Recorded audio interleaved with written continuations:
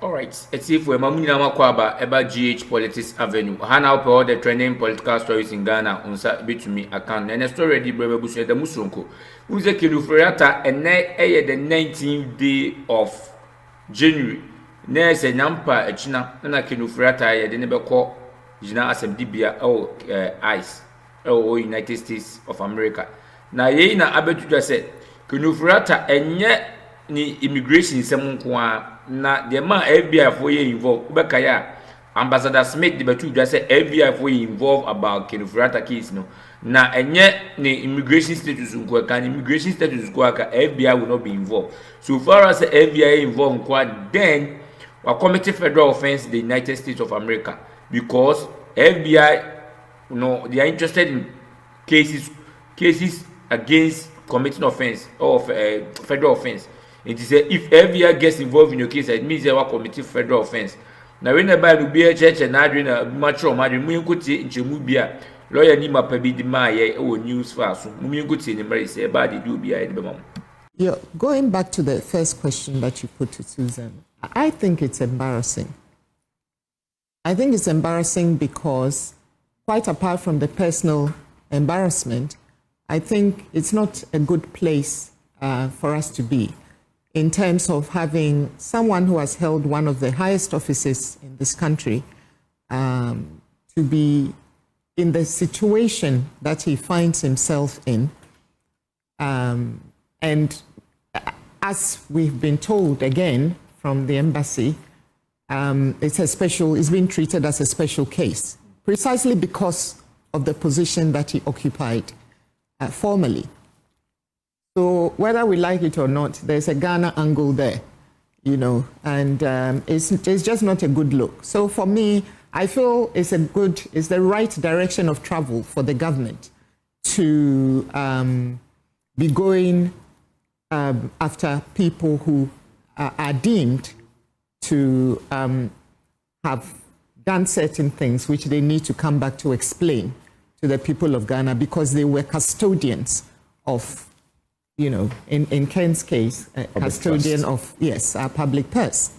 And I think for all public office holders, you must now know, even if it's trite, even if it's something that you knew before, that from the minute you sit in that office, you are accountable to the people of Ghana for whatever it is that you are superintending over. Because it's not yours, it's ours, And so you should be prepared to account for it, whether during your tenure or after your tenure, without being seen to be running away from that responsibility.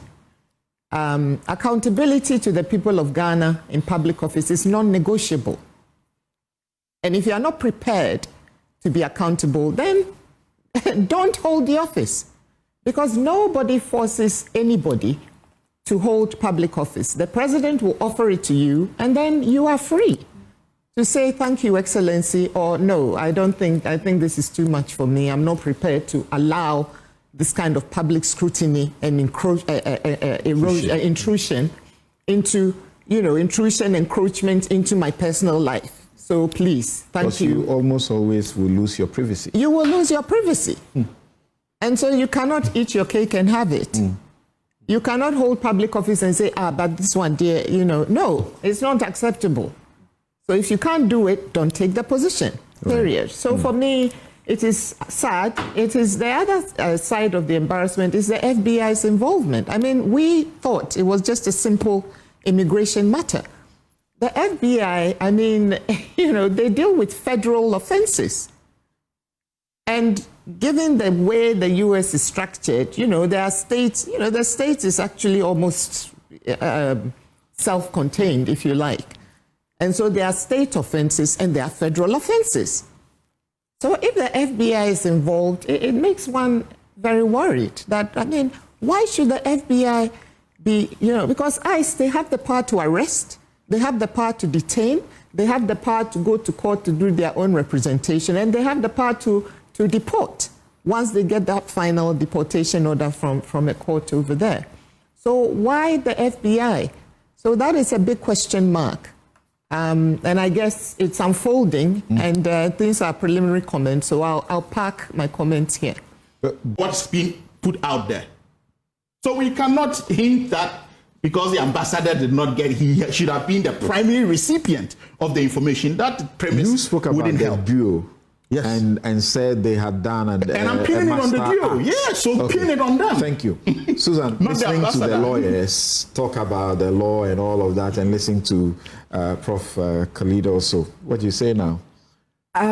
You know, when you said that you were reading this, I was like, but I thought the MPP, you know, in your introduction, you said the MPP said that what is the government doing about what do you call it? They've actually consistently blamed them for inaction. Yes, and that they shouldn't talk about without Sedina. Right. And now you come back to tell us that, well, the process that you started, nothing was done. It was just a matter of course, and it was due. So you had started the pregnancy, and now it was just going on its way, and it's now, you know, giving birth to you. So I was like, okay, so which is which?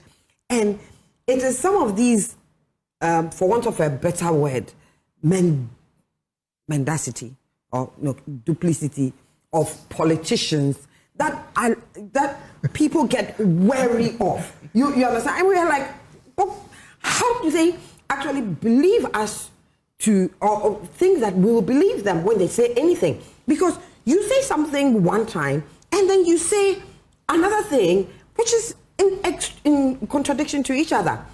If it was a matter of course, then fine.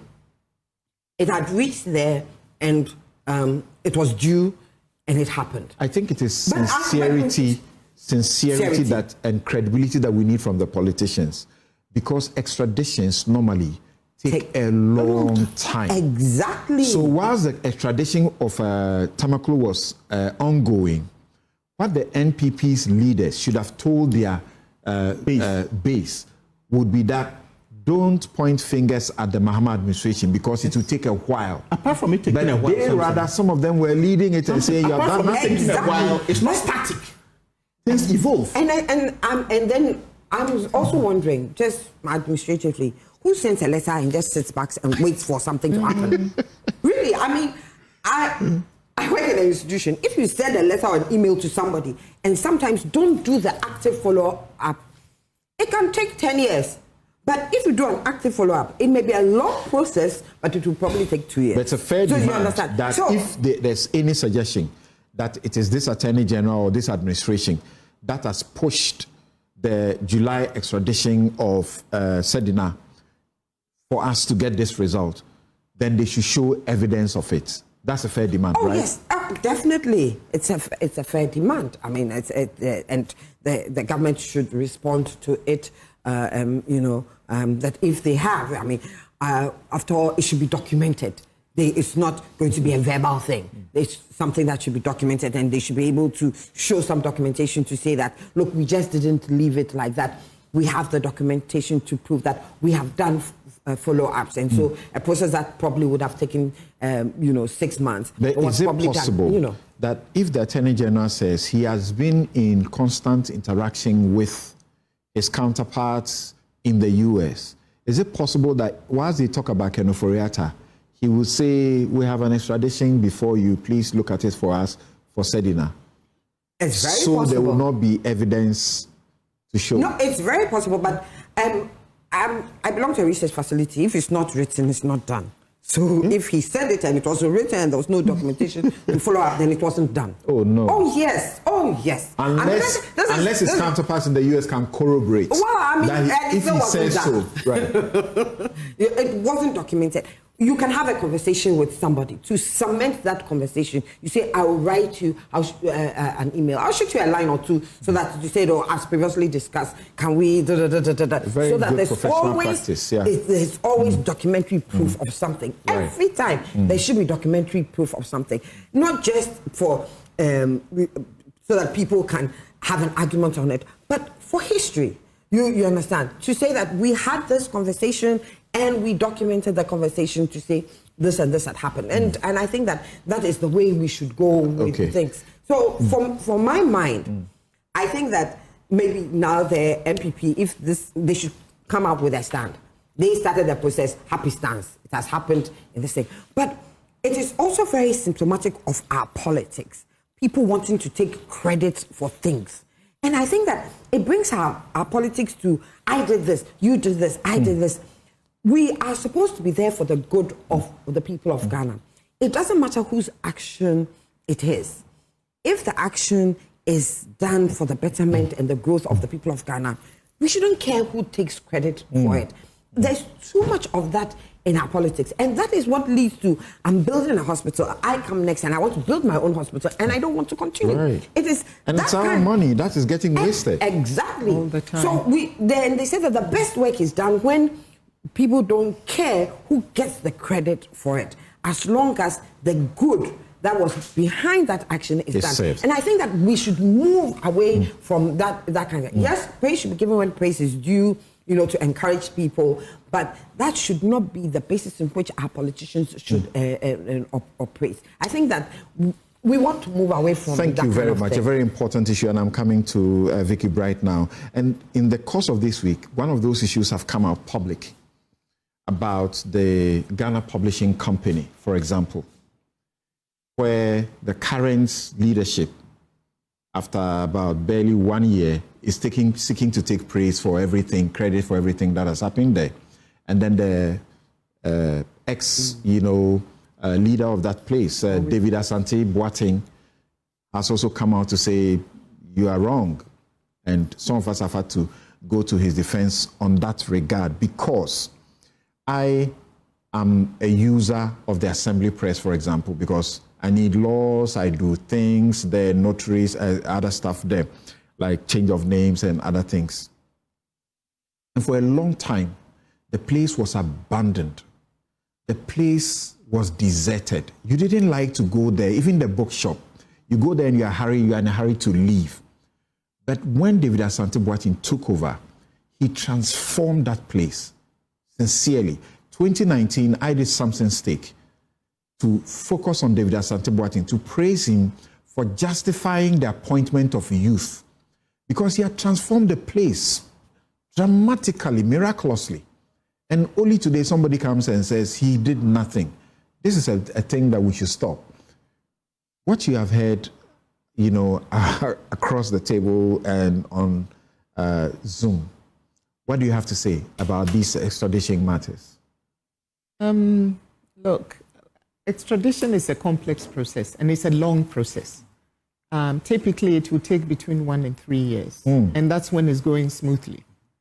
So it's no surprise that it's taking that long. But at the same time, as everyone's been saying, it doesn't kind of go along by itself. Someone has to push it along. And the country that made the request has to remain interested in the request and follow it up, etc., etc. So MPP, yes, they started the process.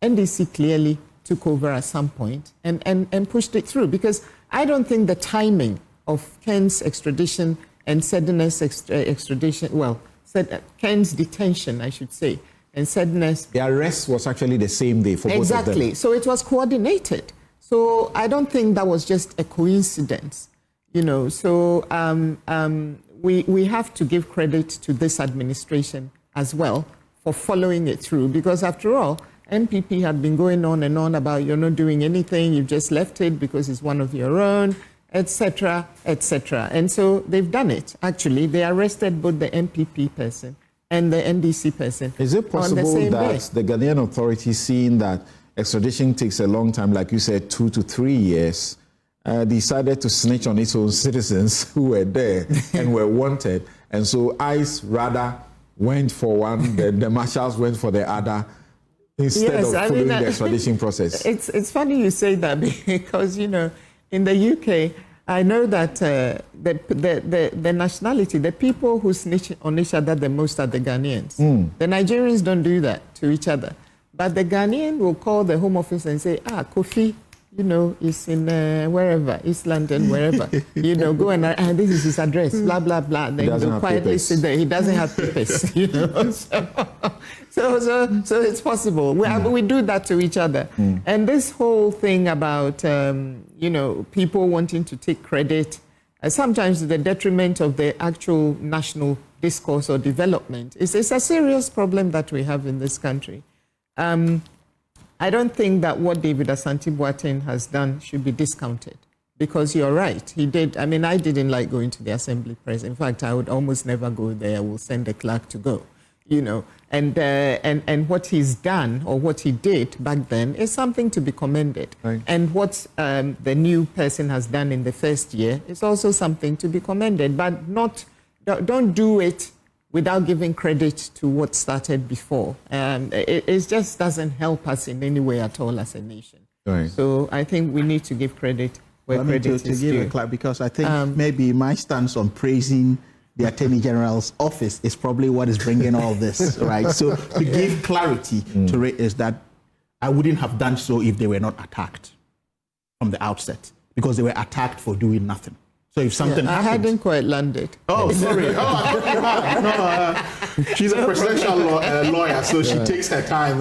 So that was a very long pause. I apologize. So no. So I was, I had almost finished. Yeah. So I'm just saying that.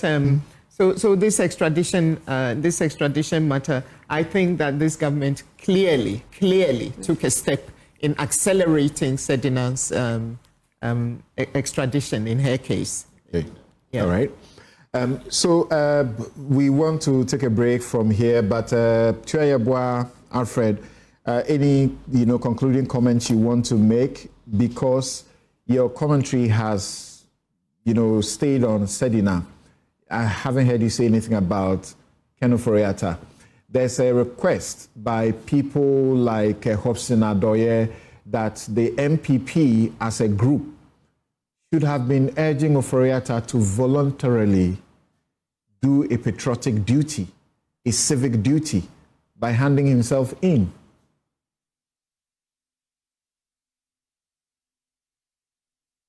Yes, Alfred. Yes, go ahead. You can be heard now. No, I've not had any question. Who are you? What is the issue? My question was that there's been a call by some of your party people even that you would have done Ofori Atta a lot of good if you had urged on him to act patriotic or be civic-minded and to hand himself in, rather than now face the embarrassment internationally that he's going through.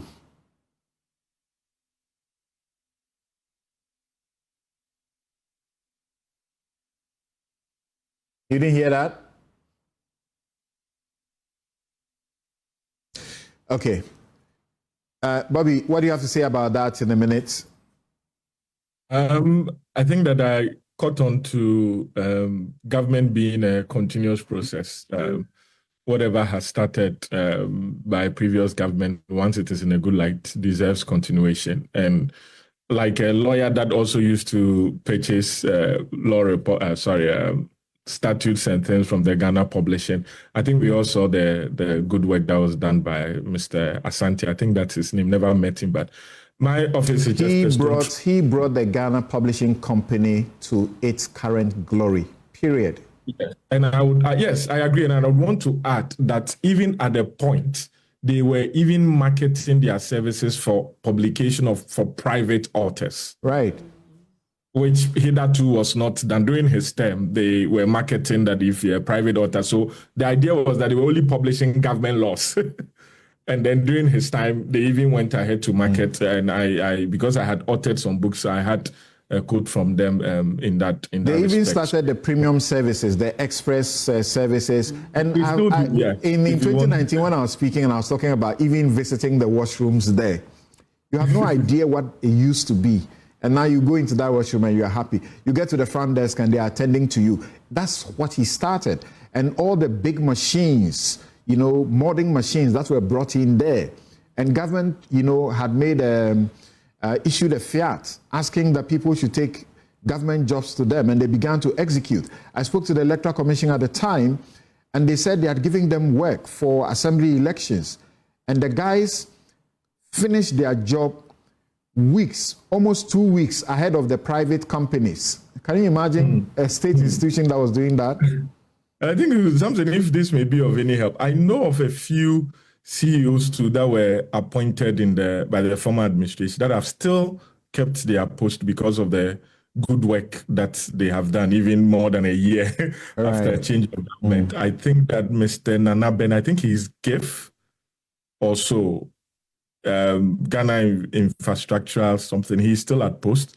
And I think that the Ghana airport is also at post. So there are a few of those examples that you can put in. But generally, at the end of the day, I would have wished that the cybersecurity boss also kept his post. He took us from 27 or 32% of international ratings to 99+% and brought us at par with Singapore, with US in cybersecurity.